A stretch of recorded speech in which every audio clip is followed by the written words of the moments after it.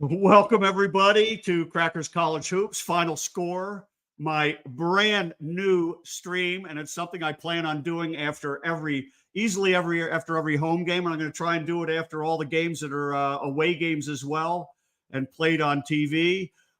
First and foremost, welcome if you're watching live. Please feel free to, if you went out and watched the game, if you're at the at Moby Arena tonight and are participating, let us know that you're in the background there, and feel free if you're watching from somewhere else, let us know where you're watching from. I want to turn this as interactive as possible. So if you didn't get a chance to see the game and you have questions, I'm going to bring on a guest shortly that we'll talk about what we saw during the game. But let's turn this as interactive as possible. I am really interested in making sure we keep building our CSU Ram men's basketball community. I've started a Monday morning stream with Brady Hull, a nice 30-minute Monday morning cup of coffee. I have a Thursday evening, Swallowpalooza Thursday, where I bring on good guests. We've had nothing but great guests. I'm getting a lot of support, both from the CSU community and also from the local media community. I've had great guests like Kevin Lytle and Justin Michael. I've had Joel and Mike from ramnation.com. And I'm about to bring on somebody else that I got to know through ramnation.com. And he's a season ticket holder in both football and basketball. Please welcome Luke Kingsley. Luke, welcome to Final Score. Steve, thanks for having me. Excited to be here. Great to be in Moby tonight. It had been too long, right? Yeah, it's funny. We go through this. We go through, and I always wish people a happy New Year when I sit down next to the people in my section that I haven't seen in a while. And it was really fun to be back. Luke, by the way, is a longtime season ticket holder in football and basketball. He's also very active in the local high school basketball community. His son plays for Windsor High School. Former CSU player John Rakecki is the coach of that team, and they've got a really, really, really good team. They a final game last year in the state tournament. Correct. 5A state title game, and they lost by 4. It was a 1-point game with 90 seconds left. It was right there hanging in the balance. But yeah, state runner up, and they have 5 of their 8 rotation players return. So they get going in a couple weeks, so we're getting excited for that. Yeah, that's it's fun, but I hope you don't miss too many games. It's funny, Ike Palmer, who a former CSU player, sits right in front of me normally at Moby Arena, and he's going to miss a lot of games because he took over the Fort Collins High School job. It's kind of fun seeing all the local guys coaching high school teams. I know Rakecki has done a fantastic job in Windsor. The other thing I need to mention about Luke, and it's one of those unfortunate things, is Luke is a Tar Heel. As you know, I'm a Blue Devil. Luke is a Tar Heel. Of course, he's got bragging rights over me, having pounded North Carolina, pounded Duke most recently in the Final Four. Neither team has been winning national championships like they're supposed to, but maybe things will turn around, huh? I was going to have my son come in the background with the Carolina flag, but I know that's not why everyone was tuned in. But maybe we'll have fun with that a little later. All righty. That's good. Hey, so let's get right to it. The Rams obviously won 90-74. You can see on the banner below, Nick Clifford, Jalen Crocker-Johnson, Jalen Lake all had good scoring games. But let's get right to what your thoughts were, Luke. Basically go through some of your thoughts, and we'll talk about the game. I'm going to kind of, probably not great flow here, but I have some notes, and I'll kind of bounce around. But first, I mean, it took me, the post Isaiah Stevens era is upon us. We all knew it was coming. But I'll tell you what, it took me, Steve, that under 16 timeout. You're sitting there and you're thinking, man, Isaiah's not walking through that door, is he? So it's here, whether we like it or not. I was sitting there thinking, poor Bowen Bourne and Kyan Evans, kind of thinking from a human element. Hopefully we all can give those guys some grace. They're going to do a great job. But you don't always want to be the players filling in for someone like that, someone that's as generational as Isaiah. But to get, I know if people watch the game, maybe you saw the score. maybe you weren't impressed. I'll be honest, it went about how I thought. You have, and correct me if I'm wrong on this, Steve, but I think, we had 4 holdovers, 9 new guys. Is that right? That's correct. The holdovers: Clifford, Mbemba, Evans, and Lake. And I think it's you have to be realistic. It's going to look choppy at times. It just is going to. You're not only 9 of the 13 are new. Everyone knows we do run a more complex offensive system than a lot of other teams, and then you are replacing Isaiah. So I was actually encouraged. I maybe encouraged is too strong of a word, but it went about how I thought. And I think there's a lot of pieces here to like. So I'll start with Lake and Clifford. One thing I noticed on Jalen Lake, I thought he did a much better job finding contact offensively. That hasn't always been his forte in the past. And he was looking to make contact on his drives. And I love seeing that from him. He looked confident. Clifford looked really confident, I thought, and he should. I get it. We were more physically and athletically gifted in Adams State. That being said, I thought those two, just to be blunt, they're going to have to be really good early.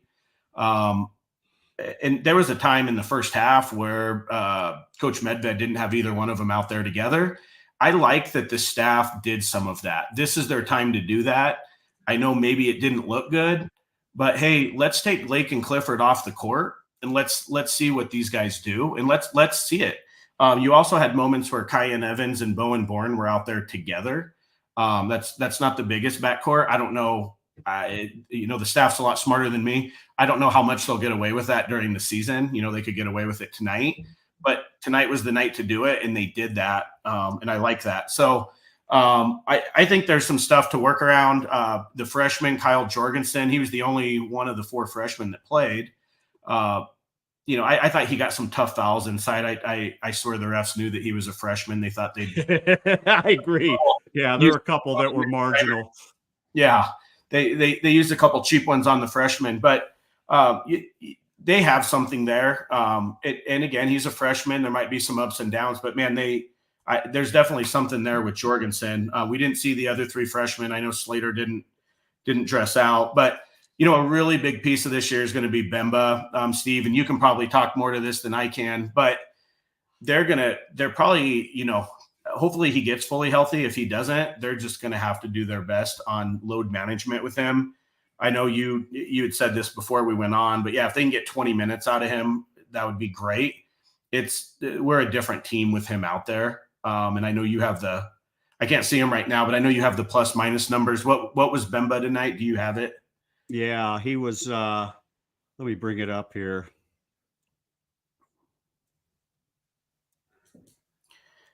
He was a +8 in 12 minutes. So very, very strong performance.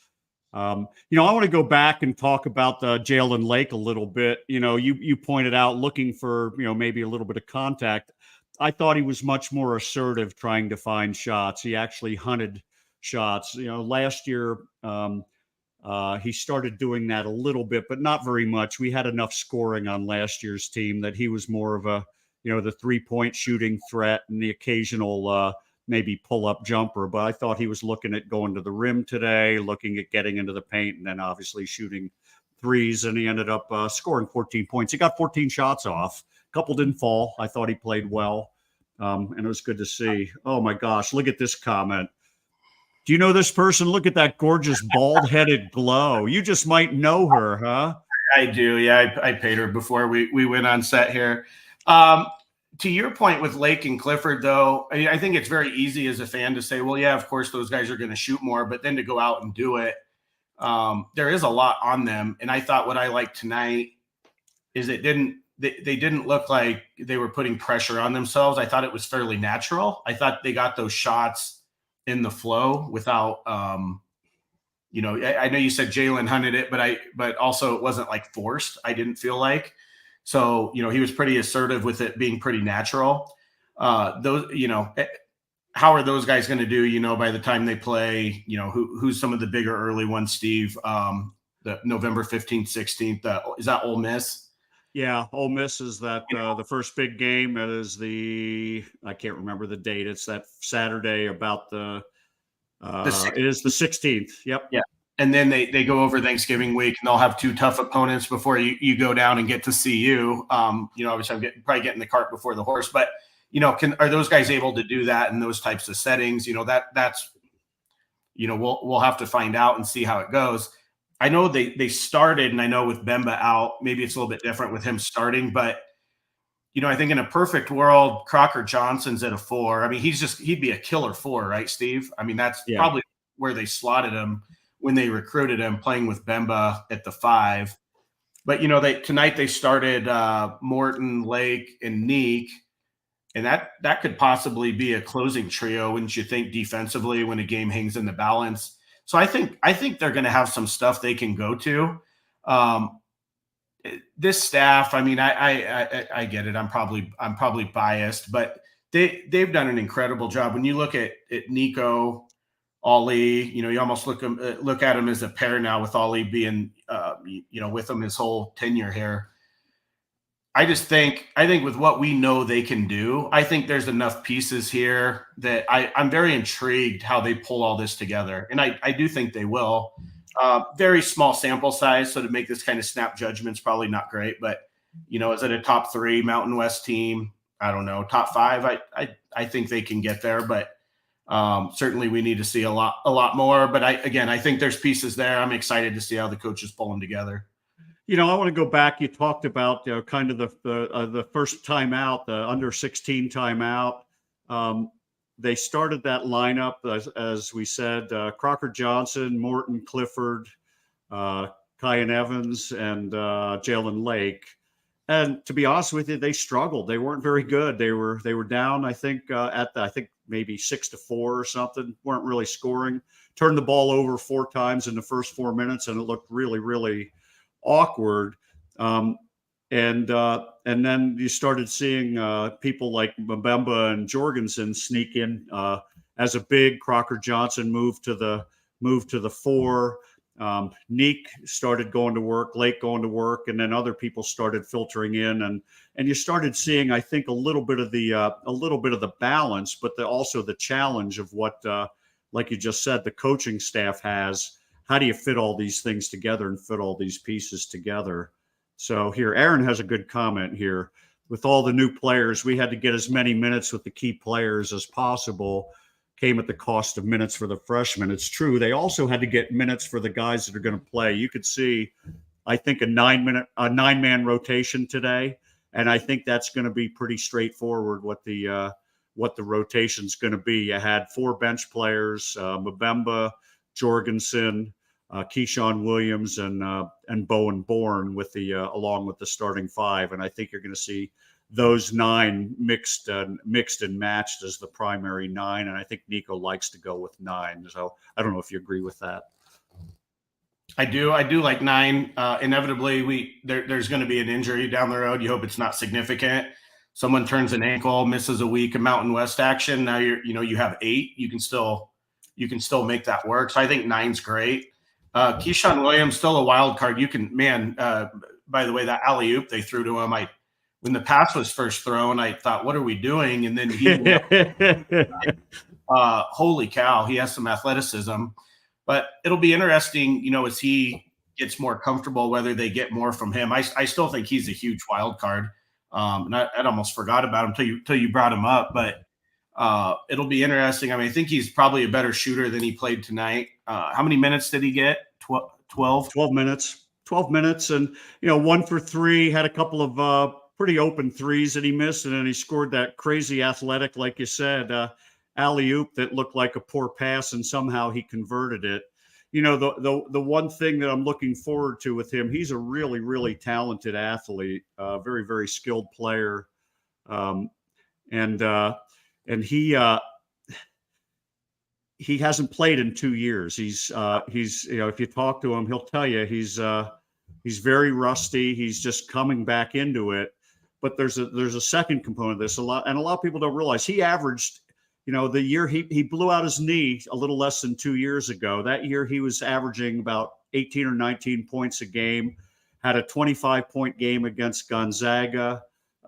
He was tearing it up and shooting really, really well. But there's another thing, and I mentioned this to you, Luke, kind of before the show.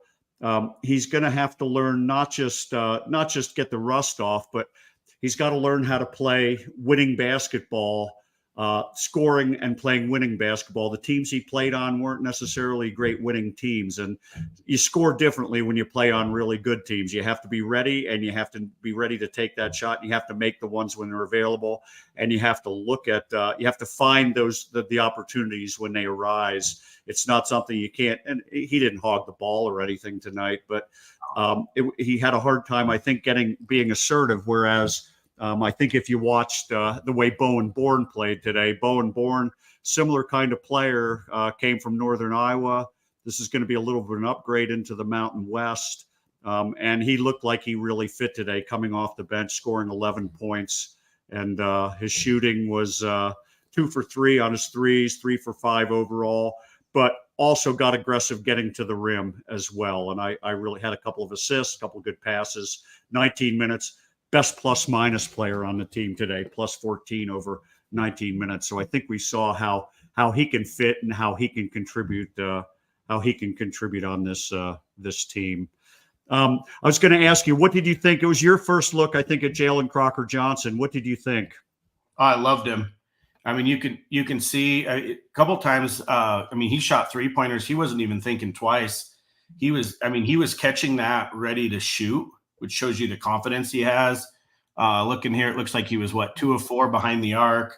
And from the free throw line, I'm surprised to see he was 4 of 7. His stroke looked better than that, but he looked strong inside. What did he end up doing on the glass? They only had 3 rebounds. I think they got horrendously out rebounded. I think they got beat like 41-27 or 42-27 on the boards. I thought they were kind of soft. I'll get to that in a little bit, just in terms of rebounding and defensively. But he sure showed an offensive arsenal, scoring 20 points in 21 minutes, 7 for 9. Finished at the rim nicely, a couple of and ones, 2 for 4 on his threes. So, I actually think he's going to be, if we can keep him here through his senior year, I think he'll be CSU's first all Pac-12 player. Yeah, I don't think that's beyond him at all. Going back to Keyshawn Williams, there's an art to playing with really good players. And knowing, not totally deferring to them, but still keeping your aggressiveness. And that's why, he was at Northern Illinois, correct, Steve, in the MAC? Yes. He started at Tulsa. He played a year at Tulsa and then transferred to Northern Illinois. And once he got a little traction at Northern Illinois, his last 32 games at Northern Illinois, he was in double digits 30 times. And the other 2 games, he had 9 points. I mean, he's a flat out scorer. So, yeah. And I'm repeating myself here, but again, I want to go back. I do think he's a wild card, because if he finds his legs and kind of feels his way through, how can I be assertive and play with Neek and with Jalen Lake? I mean, what can he give you as maybe like the microwave Vinnie Johnson off the bench kind of thing? Can he go out and help really win you a big conference game by the time he catches his legs in January, something like that? So he's one I'm really, really intrigued watching his season unfold. Yeah, I agree. I think they need him. He's got to be one of the 9 that are going to have to really, really contribute if this team wants to get as far as they probably want to go in terms of goals. What did you think of Kyan Evans today? He started at the point guard position. What did you think of him? I thought he found himself a little bit in the second half. First half, and again, you gotta put yourself in his shoes. I mean, he's going out there. He knows who he's replacing. He got his feet wet last year. I wish he could have played more, but I get every minute he was out there was less for Isaiah. But I thought he gained a little bit of traction in the second half. I think it'll be fascinating to watch with Kyan and Bowen. If you can't play them a lot together, do they just go by a feel game to game there, or do one of those guys like really take hold of the point guard spot? I did think he looked more confident though in the second half. He drove a couple times real hard and also found contact, which I liked. Yeah, I thought the play that as you said, he got a lot of traction in the second half, and he was just kind of, he had a couple of turnovers early, and really didn't seem to do much in the first half. It got a lot more aggressive in the second half, and there was a play where he got the ball in the backcourt and just blew right by everybody and scored a great layup. And I thought that got him going, and I think he's got to figure out his spots of when he needs to play aggressively. And when he does, he's really good. You might have left early. Did you see his missed dunk? No, I didn't. It was late in the game, very late in the game. And he recognized an opportunity to go to the rim and got fouled and just missed a spectacular dunk. He flew, and it was a great play. That's the kind of stuff you want to see out of him. A little more fearless, a little less restrained.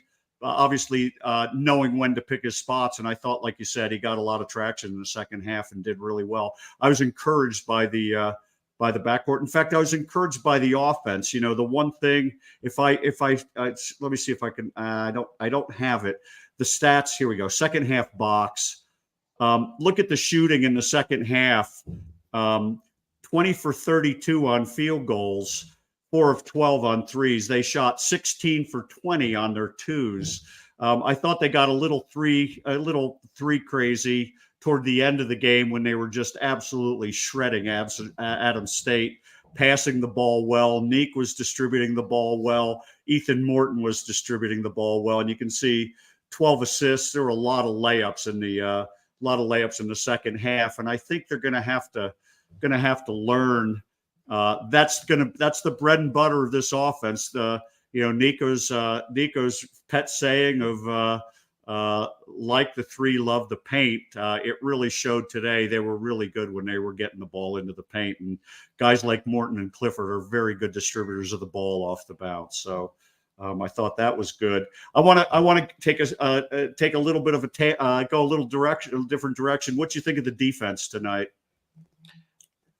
I thought there were times in the first half it was really poor, and I'm not discouraged by it. I think you have new guys out there because I think individually you have some good defenders on the perimeter. I mean, Lake, people forget Lake was, he was really locking down some guys last year at times.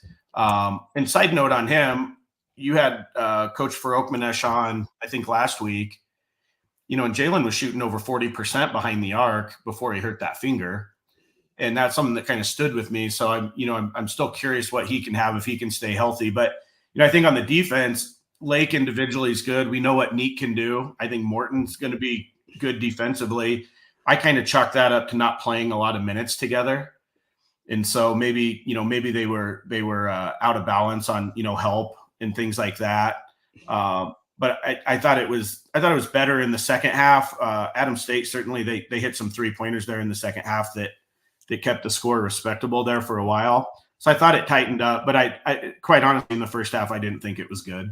And yeah, I would agree. I would agree with you. Aaron thinks assessing the defense against an Adams State level team is tough because of the limited talent we're playing against. I would argue it's kind of the other way around. I would hope the defense would be a little more connected. I think you've got some good individual defenders. I don't think they look good playing together, and a lot of that is probably due to the fact it's a new team. They're playing together minutes for the first time, and I think I just don't think they were connected. Guys were defending one-on-one and doing a good job, but you never saw a lot of help. You never saw some real hard double teams, and then if the ball went up, the rebounding wasn't very good. They didn't finish possessions very well either. And I just thought they, like I said, I would love to talk to Nico in the next few days. I wonder if he'd say that they didn't communicate very well as well. Some of the guys are maybe a little quiet. Maybe they need to talk a little more. There were a couple of good things I saw them do. I thought Morton did a nice job a couple of times. I've seen him practice some things where, if a smaller player gets caught down low on a big, you'll hear him make a call defensively, and you'll see somebody immediately come over to help. And I saw Morton very aware, helping out. I think it was I think it was Bourne, got caught down low on a bigger player, and Morton went down and helped and blocked a shot. And so I was encouraged by some of it, but I just don't think they're connected. And it's something that it's the area of, I think, the most growth. They didn't have an issue scoring points tonight. They scored 90 points. There were times, like I said, they looked a little awkward turning the ball over, but in the end, it really came down to, I thought it came down to the defense not being able to really consistently get stops, giving up 74 points. So, and I think in the first half, a lot of that, I don't think Bemba checked into the game till halfway through the first half. And that's taking a pretty instrumental defensive piece out of there. And you have Crocker Johnson playing the 5, I mean, which we've been over. So I don't, that probably wasn't a great recipe their first time out, going out there. And I didn't expect them to be super sharp defensively. And I didn't have a lot of expectation tonight, Steve. I do think we'll be a lot different team by, first or second week of December. Yeah, I would hope that's true. And I think that's where they're headed. All in all, I was, like I said, I was encouraged by some of the new players. Obviously, Crocker Johnson really stepped up. Bourne really stepped up. Okay, anything else you want to mention before we wrap up? I do. Yeah, I got one thing. I want to tell you, Steve, thank you. What you're doing for the CSU basketball community. I know a lot of people really enjoy your content, and your Monday morning cup of coffee is always just great. My Mondays are so busy that I read them at the end of the day, and it's a nice thing to end my day on. And you always have stuff in there that some kind of stat or trend that I never would have thought of. But what you're doing with that and this and just pulling people together, I think it's a really cool time at CSU. We have a really great head coach and coaching staff. And obviously you're connected with that a little bit. But what you're doing, pulling everyone together, is awesome. I just want to tell you, thank you, Steve. It's just great what you're doing for the CSU basketball community.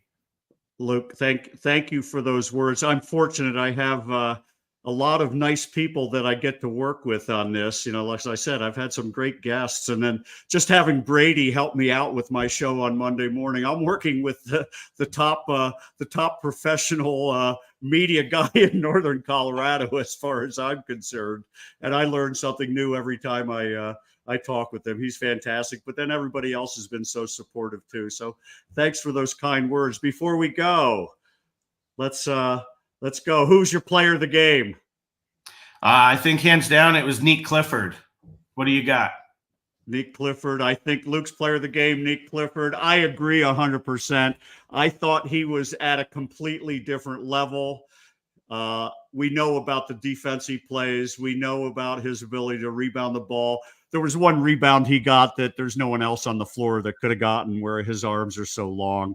But he scored with ease today. 9 for 12 from the field. Let's see if I pull up the home stats here. Yeah. So Nick Clifford, 9 for 12, 2 of 5 on his threes, 3 of 4, 7 rebounds, 6 assists. Many of those assists were really, really wonderful, basically layups. Jorgensen got one, I think. Crocker Johnson got at least one off of Nick passes. So I think that he's a no-brainer in terms of player of the game. He looks ready to play. I got a little nervous when he got knocked to the floor a couple of times. It's obvious we can't afford to get him hurt. Yeah, let's not even talk about that, this late at night. That'll keep me up all night. Probably Coach Medved too.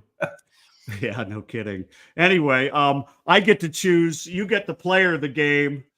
I get to choose the unsung hero of the game.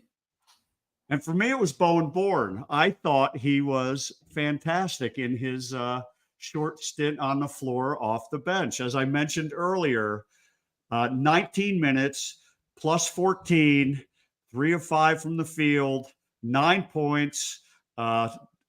Obviously, the 2 of 3. He got 3 rebounds, 2 assists, had 1 steal. I thought he played a really, really good floor game. He's not going to be this overwhelming defender, but positionally he's good, and he really works hard physically to at least stick people. And I thought he had a really, really solid game. So my unsung hero, I'm excited to see how things develop with him. We need to have 9 operating. I thought we had about 6 or 7 today. We need a few more and then I think if we can shore up that defense, I think we can start seeing some strides made. So what do you think about Bowen? Anybody else you want to recognize?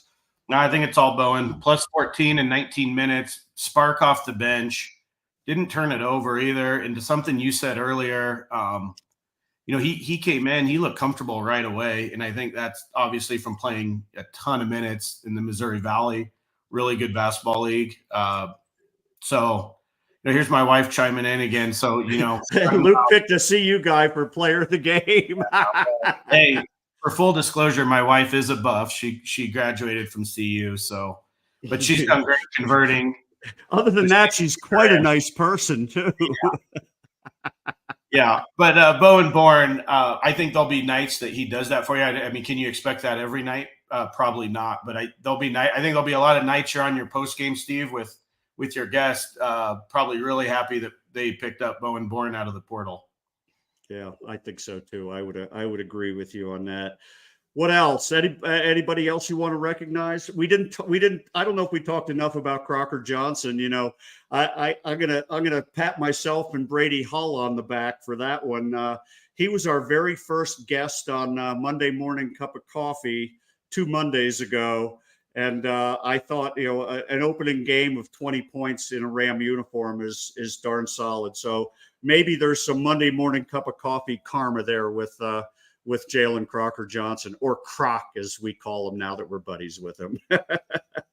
Yeah, he looked like he just kind of rolled in there pretty seamlessly. Very, very aggressive. I mean, he really got after it. So I think. What freshman of the year and what was that? The Ohio Valley, Steve? Ohio Valley Conference, absolutely. And what was funny was he was more of a back to the basket 5, playing on the perimeter. I think he showed what he's really going to be, playing more of the 4 today, scoring from the perimeter, face up, and then diving to the basket and backing people down when he gets a little smaller player. He torched them down low. So I thought he had a great game. So. I think the last guy I'll mention here real quick and is Kyle Jorgensen again. I'm just this is more of a long term. I'm just really intrigued to see him long term, how he unfolds. I know there'll be it's going to be a roller coaster with a freshman. It always will be, but man, you can just see it there with that. I can see it. A year into the strength and conditioning program. Not to just fast forward through his freshman year, but what can he look like a year from now? And he'll contribute this year as well. Nick Duncan energy, according to Aaron. There's some truth to that. I talked with Brian Cooley on my show, Brady and I, on Monday, and he had a very nice comparison to Mike Daum, who was a star at South Dakota State, who scored about 3,000 points in his career. I think we saw Kyle make a couple of really good passes today. He's a very good distributor of the ball. He's a much better shooter than what he showed today. And I think once he gets used to the speed of the game, I think he'll just be fine, and he'll be a solid contributor. So anyway, what else? Anything else? No, I think that's all I got. I mean, 2 home games next week, so fired up for those. And North Dakota, as coach, I'm blanking on the coach's name, but they'll come in ready to play. I mean, just to shift our sights to, let's hopefully you're on the show Monday evening 1-0, but North Dakota, they're going to come in. They're coached really well. So, looking forward to that and getting things kicked off here. Steve, are you excited for next week? I'm totally excited. Unfortunately, I'm going to miss the game on next Friday. I'm going to miss the Tennessee State game. I've got to go back to New Jersey for some family related duties, but I'm excited. I'm just excited to have some of my regular stuff coming up. I got my show tomorrow night. I don't have my guest 100% lined up, but I'm about 95% there, and it looks like I'm going to have one of the players, and then we'll do the Monday Morning Cup of Coffee show with Brady, and I have another player lined up for Monday morning, and then we'll do the post game show on Monday night. You're more than welcome to come in. You're always open to come in, Luke. I like to have people that go to the games. If you're interested, Aaron is really a great participant in this, and I'll probably have Aaron on one of these days to do a post game show. We could talk about it. But I also have other people that I'm going to try and get in, but I appreciate you doing the first one with me. These are fun. This is going to be hopefully a tradition. We'll build a community. We've had as many as I've seen, about 14 or 15 people watching. That doesn't sound like a lot, but I'm excited because, like I said, we're in the process of building a CSU Ram basketball community. Oh, here we go. Aaron. Oh, my wife said, oh my God, please don't. I want Aaron on here. Aaron is awesome. Well, you're gonna have to check what the ratings were after this, Steve, and then see if you want to bring me back. I'm not an A-lister like Rowe or Canela Mesa, but you're if you get down to the D list, Steve, let me know. I'm more than happy. You're already working with a C- host. So anyway, Luke, thank you so much for coming on. Everybody out there, thank you for participating in the chat, and thanks for watching. A reminder, check me out tomorrow night on Swallowpalooza Thursday, and then I'll be back again on twice on Monday morning and Monday evening. So thanks again. Please subscribe. Please hit a like if you get a chance. But we're going to call it a night. Thanks again, Luke. Thanks, Steve. Go Rams. Go Rams.